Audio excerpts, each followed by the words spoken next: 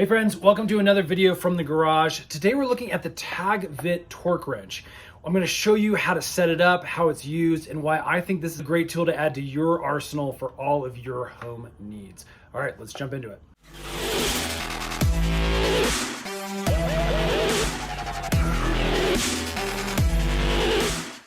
So let's take a quick look at the torque wrench, do a basic unboxing, and then I'm going to show you exactly how it works. So obviously it comes in this nice plastic case, and then we just pop open these two front little clips, and our torque wrench is revealed here. You do have a few instruction manuals, just a couple of things to kind of look over if you'd like to check those out. Now, as you can see, this is rated from between 5 and 45 pounds per foot. Or on the other side here, we've got the Newton meters. Now, for a bike mechanic, we are going to be using this Newton meter side a whole lot more. Now, on the front here, we've got this little push button release for our different heads that we're going to be putting on the torque wrench. Obviously, you can slide those on, and then when you release the button, this locks into place. And then when you want to release, you just push that button and the head will fall off. Now, we also have the setting adjustment to loosen or to tighten right here at the top. Now down here at the bottom, basically we have a little clip here that moves up and down. So as you can see, I'm twisting this back and forth. It doesn't move from that specific setting that we have it on until we push this down. Once we push this down, we can then dial in that black lever right there at the bottom by just twisting these around until we are at our desired torque specs. And again, I'll show you how to use this here in just a minute, but that's basically how you release and kind of dial in those specific areas. Down here at the bottom, we have a nice, good grip handle, and that is made of a really nice, what feels to be really nice, it's kind of solid metal here. Now, one of the things to note is at the very bottom, we have an access port that screws off just like this, so you can get to the internals there. As I can see, I believe this is again to adjust specs. I'll put that back on though. I've never messed with that internal thing, so that will need to be verified. That is the basics of the torque wrench. It does really have a good feel to it, some heft. Doesn't feel like it's low quality.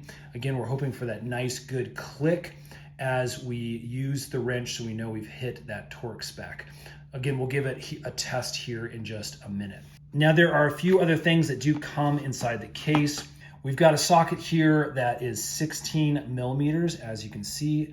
Again, this is primarily used for bolts on cars, I believe.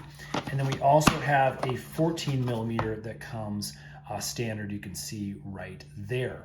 The other thing we have is an angled head, which is really nice. You can put this, again, on the torque wrench, and then this will allow you to have a little bit of an angle on your specific nut or bolt that you're trying to get off. And then the other thing you'll find is this long extension bar, again, to get extra leverage. Okay, so let's take a look at how to dial in your settings. Now, we're going to be using the pounds because it just makes it easier with this specific torque wrench. You can see that it's in whole numbers, the labels that are actually on the main metal shaft here. We then have the ability to dial in specific settings using this black dial.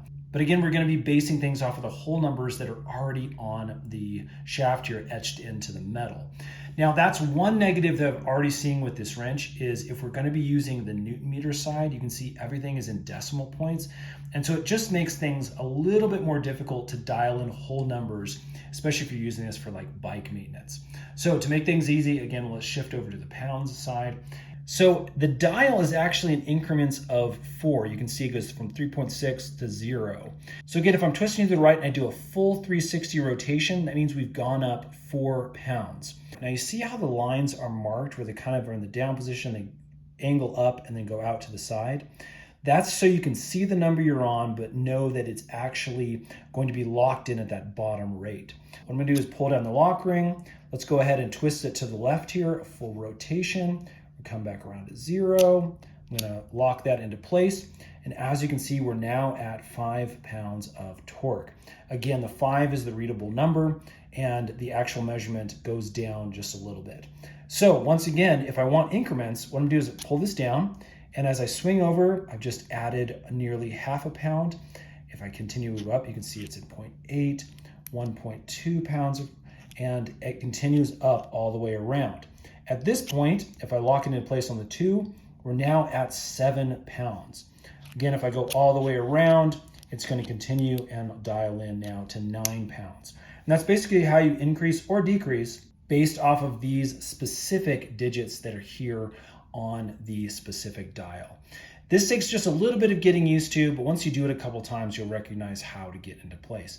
At this point, we've locked it in, and now when we dial, we'll be able to hear that clicking sound when we hear that torque spec.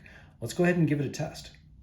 Okay, so back out here in the garage, we're taking a look at my carbon frame mountain bike here. This is a Yeti SP 5.5. And it's very important when you're working on carbon frames especially that you don't over tighten these bolts that are all over the frame. If you tighten these too hard, it can crack the carbon fiber. This is a very, very strong material when you're riding and when you're putting pressure on it as a whole. But if you start putting pressure on single points, this is where the material really can break down. So you want to use very specific torque specs when you're tightening all of these frame bolts. And you're also going to find these torque specs are appropriate when you're dealing with like carbon bars. Even on your head stem, you can see that there are ratings for all these different bolts. Let's look at this grip, for instance, down on the bottom here. We can see that it's rated for 3 Newton meters. So again, that means that's the setting that we need to have that torque wrench on. So what I'm going to do is I'm going to look up the specific torque specs for these frame bolts, and then we'll dial in our torque wrench and tighten these. Okay, we're going to start with this bolt right here. This is used to secure this switch infinity into the frame right here. And basically this is a 5mm bolt, and it basically is supposed to be torqued to 14 Newton meters. So let's go ahead and dial this into that. Okay, now if you're buying this specifically for bikes, here's where we're going to run into our second problem. This is an adapter I had to have that was separate. This wrench does not come with any of these smaller heads that are used on most of the bikes. So basically, if I pull this off, you can see this is a head that I have from another wrench. It's a 5mm. This slips on to an adapter that can then slip on to the main wrench here.